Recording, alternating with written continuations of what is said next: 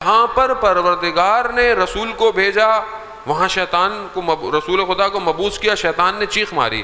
اب شیطان نے پوری طاقت لگائی کہ رسول کا مقابلہ ہو، اور اتنا خدا نے انتظام کیا رسول خدا کے لیے 1,24,000 کو بھیج کر انسانیت کو اوج اور کمال تک پہنچانے کے لیے، لیکن ابھی صرف 50 سال گزرے تھے، اور 50 سال میں رسول خدا کے منبر پر یزید جیسا شخص آ کر بیٹھ گیا. یہ تھا شیطان کا کارنامہ جو اس نے کیا. یہ 1-2 دن کا نہیں ہے، یہ اس نے بہت لمبی پلاننگ کی جو ایسے شخص کو آ کر بٹھایا. یعنی جو وہ کر سکتا تھا اس نے کر لیا، جو وہ کر سکتا تھا. اس لیے یزید نے آ کر کیا بولا، یہ وحی وغیرہ کچھ نہیں تھی، یہ سب بنی ہاشم کا ڈھونگ تھا. پہلی بات آتے ہی اس نے وحی کا انکار کیا، اور منبر رسول پر بیٹھا ہوا تھا. اب ہم لوگ بعض اوقات تاریخ میں سوچتے ہیں نا، یہ کیسے مسلمان تھے، یہ کیسے لوگ تھے، یہ کیسی امت تھی کہ منبر رسول پر عجیب عجیب سے لوگوں کو بٹھا دیا. کہیں مروان ہے، کہیں یہ ہے، کہیں وہ ہے، کہیں ابن زیاد ہے. اب بہت سخت بات ہے لیکن برا مت مانیے گا. ابھی کیا ہو رہا ہے، وہ ایسے تھے. یہ بہت آسان ہے، میں کیسا ہوں یہ سب سے مشکل بات ہے. عزیزان محترم، مطلب آپ کیا سمجھ رہے ہیں کہ جو آپ کے ساتھ کام ہو رہا ہے، وہاں اتنی پلاننگ پر یہ کام ہوا. جب یہ کام کیا اس نے تو اسے تصور ہی نہیں تھا کہ یہاں رسول کا نواسہ زندہ ہے، تو میں ہی تو آؤں گا اور کون آئے گا. اور آ کر وہ کام کیا جو بشریت جب تک قیامت نہیں آئے گی اسلام کے پرچم کو سر بلند کرنے کے لیے امام حسین کام کر کے چلے گئے. پھر دشمن پریشان ہوا، اور یہ دشمن بہت اس وقت پریشان نہیں، اس وقت تو اس کی سمجھ میں نہیں آئی. وہ تو کرتا رہا، کوششیں کرتا رہا، امام کو کبھی زندان میں ڈال دے، کبھی یہ بلا لے، کبھی وہ کر لے. جو وہ کر سکتا تھا کرتا رہا. اسلام پھیلتا گیا.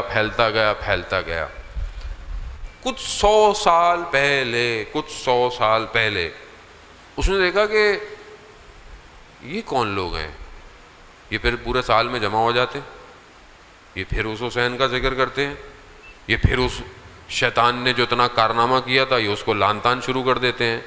یہاں پھر شیطان دوبارہ ایکٹیو ہو گیا. انہوں نے بولا اب کیا کریں، اس نے پھر وہی کام کیا. انہوں نے بولا پھر محنت کرو. انہوں نے کیا کیا، انہوں نے بولا لوگوں کو خراب کرو. وہ کر رہا ہے سوشل میڈیا، لیکن اس نے بولا بھائی ان کو کیسے خراب کرو. تو اس نے بڑی میٹنگیں کی، اور بڑی آفیشیل میٹنگز ہیں، یہ موجود ہیں. انہوں نے بولا یہ حسینیت جو ہے یہ ایک پرندہ ہے، اس کے 2 پر ہیں، ایک سرخ رنگ کا ہے، ایک سبز رنگ کا ہے. اس نے پرندے سے تشبیہ دی، کہا کہ اس کا جو سرخ رنگ ہے وہ حسینیت، شہادت، جہاد کا ہے، اور جو سبز رنگ ہے وہ امید، انتظار کہ کوئی آنے والا ہے. اب یہ 2 پر سے یہ تشیع کا جو پرواز ہے وہ اتنی بلند ہے کہ ہم اس کو نیچے اتار نہیں سکتے. بھائی ان کو کچھ ہوتا ہی نہیں، ان کو جتنا مارو، یہ کہتے ہیں وہ شہدائے کربلا کے راستے میں جتنا مارنا ہے مارتے رہو، ہمیں کچھ نہیں ہونے والا. شہدائے کربلا کا راستہ ہے، ان کو مارتے رہو، یہ کچھ نہیں ہوتا ان کو. اور ان کو جتنا مایوس کرو، ان کو بولو، یہ کہتے ہیں نہیں ایک آنے والا ہے، ایک آنے والا ہے، ایک آنے والا ہے، ایک آنے والا ہے. وہ کہہ رہے ہیں آج تک ہم اس ایک کو 2 نہیں کر پا رہے. یہ ایک ہی پہ اٹکے ہوئے ہیں، یہ کون ہے ایک؟ اس ایک کے لیے وہ اترا عراق. اس نے عراق میں لوگوں کو پکڑ کر پوچھا وہ کہاں ہے تمہارا 12واں جس کا تم انتظار کر رہے ہو؟ وہ ڈھونڈ رہا ہے. عزیزان محترم، یہ اس نے سوچا. اس نے بولا اب کیا کریں، اس پرندے کو روکیں کیسے؟ کہا اس کے پروں کو نقصان دو، اس کے پروں کو کاٹو. پرندے کے آپ پر کاٹ دیں پرندہ گر جاتا ہے. انہوں نے بولا اس کے پرندوں کو نقصان دو.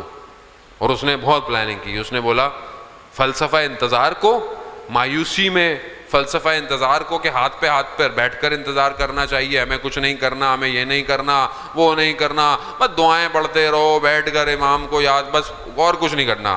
یہ اس نے کیا. کافی حد تک وہ آپ کے سامنے وہ کامیاب ہے. اس نے بولا دوسرا پر عزاداری حسینیت، خوب اس کو خراب، کیسے خراب کرو؟ خوب ماتم سے، شعر و شاعری سے، ممبر پہ ایسے لوگوں کو بٹھاؤ کہ جو امام حسین کے مقصد کی بات نہ کریں، اس کو بٹھاؤ ممبر پہ۔ عزیزان محترم، آپ کو یہ کیا کیا؟ یہ اسی نے تو کیا ہے، یہ وہ کر رہا ہے۔ زبان ایسی پیدا کرو، اتار چڑھاؤ ایسے ہوں، 25 بندے خود ہی لے کر آ جاؤ، نعرے مارو، پکڑ پکڑ کے بٹھاؤ۔ عجیب، عوام تو تشنا ہے عزیزان محترم، اس کو تو جو آپ دیں گے وہی کرے گی نا، عوام تو تشنا ہے، آپ اس کو جو سنا دیں۔ تو یہ اس نے ایسا کام کیا کہ آج آپ کو نتیجے بہترین طریقے سے نظر بھی آ رہے ہیں۔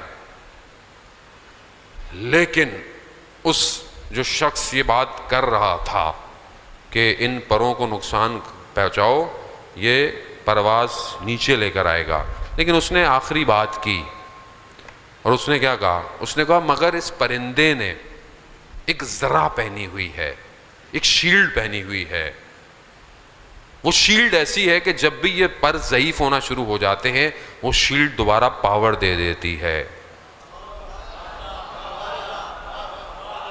انہوں نے بولا بھائی یہ کون سی شیلڈ ہے؟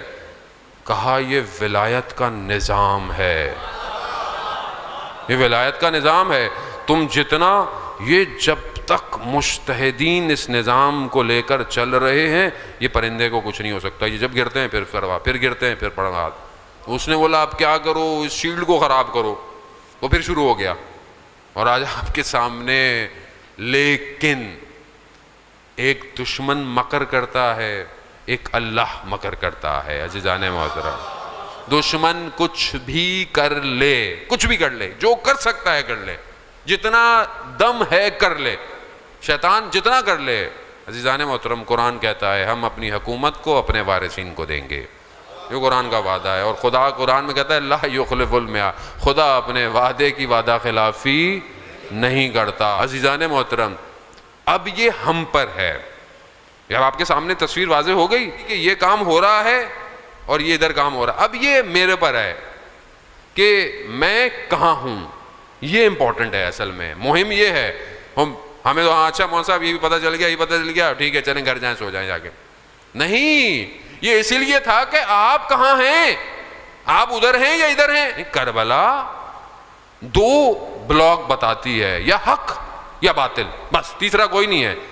تیسرا شخص کربلا میں کوئی نہیں ہے جو یہ کہہ رہا ہو کہ نہیں میں بیٹھا ہوا دیکھ رہا تھا، میں دشمن کے ساتھ نہیں۔ جنہوں نے کچھ نہیں بھی کیا وہ بھی دشمن کے ساتھ ہیں۔ کیوں؟ کیونکہ جب اپنے سامنے حق دیکھ رہے ہیں تو کیوں نہیں آ رہے حق کی طرف؟ اگر آپ امام حسین کے نام پر گھر سے نکلے ہیں اور امام بارگاہ آئے ہیں تو یہاں سے جب اٹھیں تو حسینی ہو کر اٹھیں، حسینی ہونا چاہیے کردار میں، رفتار میں۔ یہ نہ ہو کہ مجلس ممبر پہ کچھ اور ہے، گھر میں کچھ اور ہے، بازار میں کچھ اور ہے، خلوت میں کچھ اور ہے، تنہائی میں کچھ اور ہے۔ نہیں، پھر کردار بنے۔ امام کو یہ نہیں حکومتیں نہیں چاہیے تھیں، امام کو کردار چاہیے تھے، اقدار، ویلیوز چاہیے تھیں۔ ویلیوز کی جنگ ہے۔ آج دشمن آپ سے ویلیوز چھیننا چاہتا ہے۔ عزیزان محترم، اصل مقصد سے غافل نہ ہو۔